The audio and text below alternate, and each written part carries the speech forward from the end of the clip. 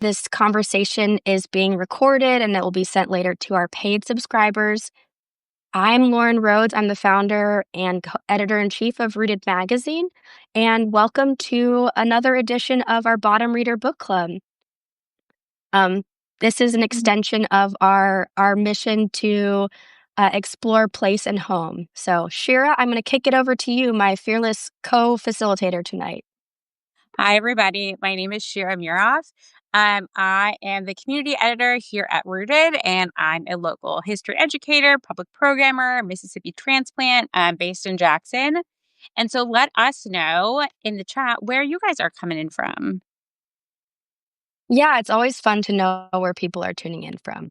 So, at Rooted, our mission is to tell stories of place from the people who call Mississippi home. And the book club is an extension of this mission where we celebrate writers with a connection to the South and books that explore place and home, which our book tonight, BODOCK, definitely does. So, tonight, Robert Busby is joining us to talk about his debut Mississippi-centric story collection. Shira, could you introduce Robert for us? Yes. Robert Busby grew up in the hill country of North Mississippi and has worked as a bandsaw operator, bookseller, copywriter, driving school instructor, powder coater, prep cook, produce clerk, teacher, and satellite television technician. A graduate of the University of Mississippi, he got his MFA in fiction from Florida International University, and his stories have been published widely. Currently, he writes, runs, and raises 2 humans with his wife in Memphis, Tennessee. Welcome, Robert. Thanks for being here. Yeah, thanks. Thanks for having me. This is really exciting. I've been looking forward to this book club session for a few months, and so thanks, Lauren and Shira, and everyone else who's joined so far.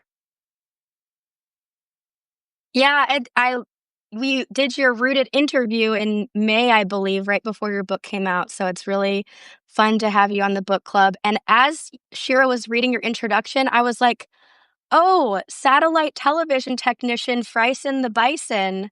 Absolutely. I just am like thinking all of these jobs you've had probably make for great material in your writing. Yeah. Well, um, the satellite television technician, that was the first full-time job I had coming out of graduate school, actually, which was straight. So Okay. I got my master's, my MFA, and at FIU in Miami. Came to Memphis, which was where Jordan, my wife, is from. Um, didn't have a job like lined up. I did end up getting like some adjunct positions, but the satellite television technician paid better. And so I ended up like taking that job. And I was also thinking like there will be more material, like writing material that comes from the observations in this job, like both being able to write about the job itself, but just like going into people's homes. And Mm-hmm. I saw some really wild things. Yeah, while I was working in both Memphis and West Arkansas, I'd have to drive across the bridge and install satellite television over there in Arkansas too. So, Oh, yeah. wow. And then, but my first job was as a coming out was as a driving school instructor because Okay, I go. had teaching experience. And so this guy who runs this driving school here in Memphis, and he's a retired Hollywood stunt driver, who now, like, teaches Wow. people how to drive, I guess, safely in Memphis. But he was like, "Wait, you were a teacher and you drive? Like, that's enough." And so I got the job, and I held on to that for a few months, and then, yeah, I got the satellite gig. Yeah, so Is the story directly connected to some of your experience? Because am I pronouncing right, Fryson the Bison? yeah, it's supposed to rhyme, That's what I and figured. Yeah. yeah, and I did draw from that experience. They didn't have satellite television in the way, like in 1994 when the ice storm takes place, or when these stories Right. took place, Yeah. in the same way that they did when I. So I had to translate that just into like cable, Mm-hmm. installation. But that story started when I was in grad school, and the idea of the woman being trapped in the basement, um, and not able to, like, get out, like, having broken her ankle, like, that came from a story that my grandfather had told me once, not to get too in the weeds with that, but that was he was actually telling me a story about a woman who died in her basement up north. He moved up north to, like, work in, factories and from the family farm, like, in Mississippi, and this was my grandfather. But anyway, I took that idea, but the problem in grad school is that I didn't have a reason for the protagonist to, like, be at the house. Like, I couldn't figure out, like, Mm. what's this person's, like, motivation to, like, get to the house. Like, I have this scene, but, like, I don't know why who would eventually become Fryson, like, why he's at the house. But I really liked the scene and the woman, like, throwing, like, her jars of jelly, like, through the window to get someone's Mhm. attention. Here's up there.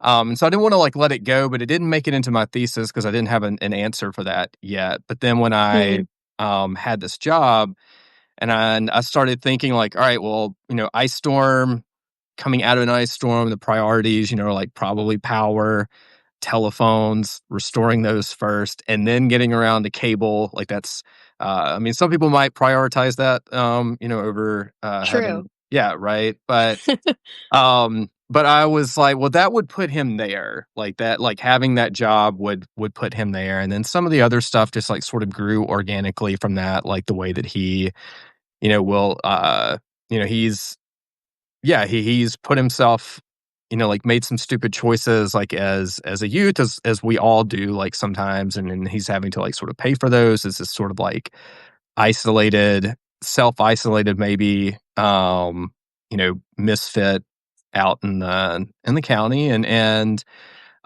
he to deal with the regret of, the consequences of the decisions that he's made, he'll root around, like, he'll check, um, his customers, like, medicine cabinets and things like that for narcotics, opioids, or just about anything that would, just, like, get him through the evening, and then some of the other stuff, like, in the story, like, kinda, like, grew from that and without, like, yeah, getting into spoilers, and it also allowed me um, to put the Audubon family into the present, like, into Mm. 94, like, they've been, in this land, in this county since, like, the very beginning of BODOCK, and so it allowed me to, um, yeah, to show them in a modern setting and how this family has endured and been quite successful, eventually, like, in BODOK, but not without its hardships.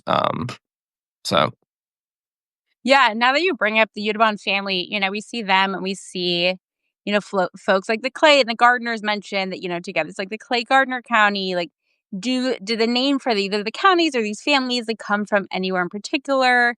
Or like what did it mean to you to kind of have these, family names that kind of like were dropped throughout to kind of see the longer like through lines for them?